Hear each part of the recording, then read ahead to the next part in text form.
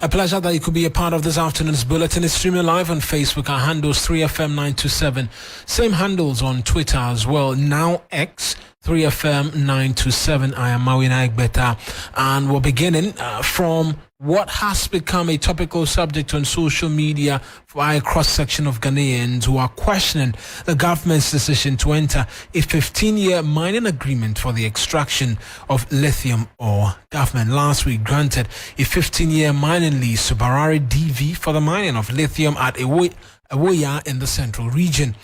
The global value is appreciating year on year due to the crucial role it plays in the manufacture of batteries and equipment required in the energy transition drive. The minority has already flagged the deal because it has not been ratified by Parliament, and yesterday we brought you details of that here on the news. Let's go on the phone now and speak to minerals analyst and energy economist Dr. Gideon Ofosu-Peasah for a bit more on this.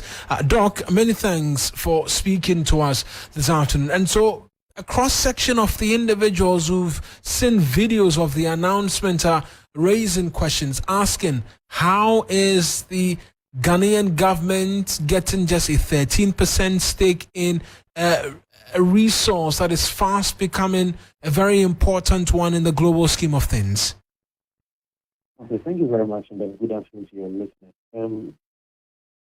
What I would want to say is that my analysis is based on the announcement which has been made. I have not seen the contract.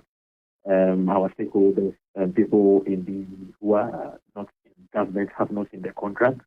We have been told that it has been signed at the back of the new minerals policy, which we have not seen. I've been to the Ministry of Lands and Natural Resources website; it is not there.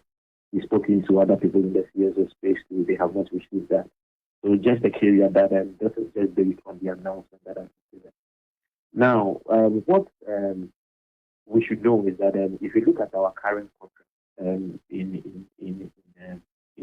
gold, for instance, it sets the royalty rate at 3 to 5%. Now, looking at there is also a 10% interest invested, and that is having mining entities. And then and then nothing when it comes to carried interest. And then the state goes on to take its usual corporate income tax, and then you pay as you earn taxes. Now, our understanding is that this lithium deal and then all other green mineral deals will be treated differently.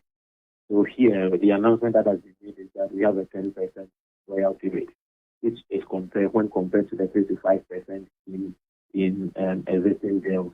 You will see that at face value, Ghana is better off in terms of royalty. Now, the existing deals do have a 10% vested interest. And then with this one, the announcement is that it is 13, which we see like a 3% increase. And then you would usually not see any form of participation interest by the state. But here we are told that through the mineral income investment fund, government is going to acquire 6% participation interest in mining operations and another 3.06% in the current company. Right. So when you are doing this comparative analysis at the phase of it, it looks good. We are being told of some 1% revenue to be paid into a community development fund. I'm just going to ask a question, really trying to explain to listeners and some of the persons who've been raising the concern as to what it would take. Because yes, this is capital intensive, even prospecting to know whether or not the mineral resource is in enough quantity for exploration and mining is another thing altogether. What would it take for the Ghanaian state to reach that level where we can have at least a substantial amount in terms of our mineral resources? Okay, so the state would have to build its own capital. Okay, you have to build your own capital, accumulate capital yourself, and then what the minerals income investment fund is, that is what it is seeking to do. So based on the funds that it has accumulated so far, it feels that it can acquire 6% in participating interest. Now, what would also have to be done is that depending on how the NIF performs in this, looking forward in the future, usually a separate entity is set out or is established to be able to do some of these dealings, to operate as an entity, whereby with some form of minimal capital, it can float some shares on stock exchanges, whereby stakeholders or investors can buy some shares as a way of raising capital to be able to fund its operation. So the capital intensive and the capital accumulation is going to take time. Even with what we are seeing with this deal, the company itself does not have enough capital that they have to sign an agreement with Piedmont Lithium, and then they are funding the project. So that is basically how it is. Right then, Doc. I appreciate that you could provide these thoughts to us this afternoon. Thank you.